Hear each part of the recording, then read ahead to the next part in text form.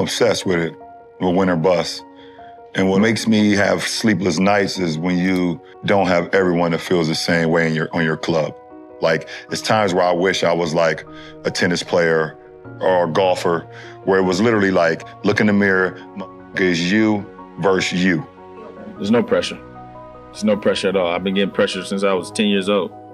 I don't think there's no pressure for me because I'm doing something that I love to do, and that's play the game of basketball. I think your surroundings growing up turns you into a dog. It's just in me, man. I love competing, I love winning, I love just like playing the game. Because I know at some point I ain't gonna be able to play it no more. Well, at that level, every season is like a movie, and I'm like living in it. Like I'm the star in the movie. Like, I feel like Batman, Black Panther, all of them. Not only did I want to inspire to be a basketball player and or a football player professionally to get my mom out of the situation, I wanted to have kids early to prove to my father that the way you did it was the absolute wrong way to do it. And I wanted to break the mold to where I want to be there and give him all the life skills, man. I want to, tell him this is what your dad went through. This is how you approach it. This is how you go through it. Whenever I have a kid, not only is he gonna be a junior, I'm gonna do everything that this man didn't do. They're gonna experience things that I didn't experience. The only thing I can do is give them the blueprint, and it's up to them to take their own course whenever that time happens. All you can do and hope at the end of the road is that you've given your kids enough life lessons to where when it's time for them to live their life, then they can flourish on their own. I wouldn't pick my kids to stop playing ball, but I will stop ball to make sure my kids are straight. Everyone is so happy when we all on the same level. Exactly. And as soon as you able to become a little successful with anything in life, even as a kid, even as a 14-year-old, 15-year-old, people envy that. Of course I changed. I'm trying to better myself. Why haven't you changed? And that's the things that you have to deal with even as a kid growing up playing ball. I knew when I got drafted as an 18-year-old kid that I could play the game of basketball and play it at a high level even against grown men. One thing I didn't know is that the success I would have. I prayed on the success. I worked my tail off for the success, but had no idea the success I had. And it's just been very humbling and gratifying. The best teacher in life is experience. And I think over the course of my career, I've just gotten better with every facet of my game. There were times where I didn't really have a low post game. I wasn't a low post threat. There was times where I wasn't a threat from the mid-range. There was times where I wasn't a threat from the outside. There were times where you could literally just try to bait me into doing things that I wasn't great at. For me, I always tell myself, I'm gonna commit to the game. I'm gonna train, I'm gonna prepare myself physically, mentally, spiritually to give to the game if you wanna be great. It's a very, very small number of people who get the opportunity to do what we do and inspire people all over the world. For me, I'm trying to push the limit. What's the limit? I don't know. I hope I don't know. I hope I never see it. To feel that adversity, to feel that tension is what brings out the best in us. Your whole motivation, besides trying to win the game, obviously, is to shutting up the opposing fans and opposing crowd. I set out a goal 2 years when I came back to bring a championship to the city.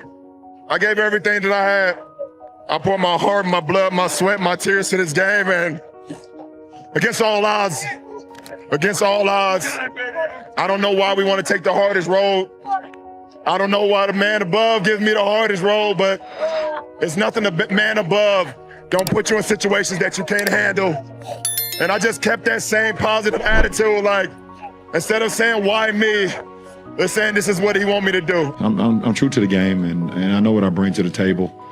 And I came back for a reason. I came back to bring a championship to our city. I knew what I was capable of doing. I knew what I learned in the last couple of years that I was gone. And when I came back, I knew I had the right ingredients and the right blueprint to help this franchise get back to it, to a place that we've never been. And at the end of the day, the man above has given me a God-given ability, and I just try to take full advantage of it. Win, lose, or draw, no matter what, at the end of my career, you would never get someone to say that he didn't leave it out on the floor. Wins and losses and ties and things that happens throughout the course of life. It's just how you pick yourself up. It's how you continue to get better and better. And the difference between me and a lot of other people, or a lot of people that's played the game of basketball, they get so in-depth and so deep about, putting everything in the game of basketball. I'm true to who I am. I'm true to my family. I'm true to my teammates. I'm true to my craft. And then at the end of the day, whatever happens, happens. So, I could care less about a finals record. I could care less if I don't, play well at this game, or, if my teammates don't show up, because I know how much I put into the game and nobody can ever take that away from me. As far as being an NBA player, how to approach it, how your body and things of that nature, how do you continue to, stay consistent? I've learned all of that on my own, all on the fly, because I never had somebody that I could go to. So, and nobody ever kind of lended their hand to me either. So, I've kind of just figured it out. I never cheated the game. I never cheated the game. I never cheated the process. But for me, off the floor, I think me having my own school in my hometown, me inspiring kids all over the world, being active in politics at times, or social justice and things that goes on in regular life, those are the things that I hope people talk about as well, because those are things that last forever. I hope that we've instilled enough vision in them that they look and see the passion that we put into what we do on a day-to-day basis. You just hope that you've done enough. I've had goals throughout my whole career, on the court. I wanted to be the rookie of the year my rookie year. I wanted to be an all-star. I wanted to win championships. I wanted to be the MVP of the league. I wanted to be defensive player of the year. I wanted to lead the league in assists. I never, ever was like, I want to break the all-time scoring record. I've always prided myself on saying, I want to be the greatest ever play this game. And that came from a motivation to myself, my drive to be the greatest of all time. Every so many years, they come out with a new roller coaster. And we've spent plenty of times going up and just testing out the new roller coaster.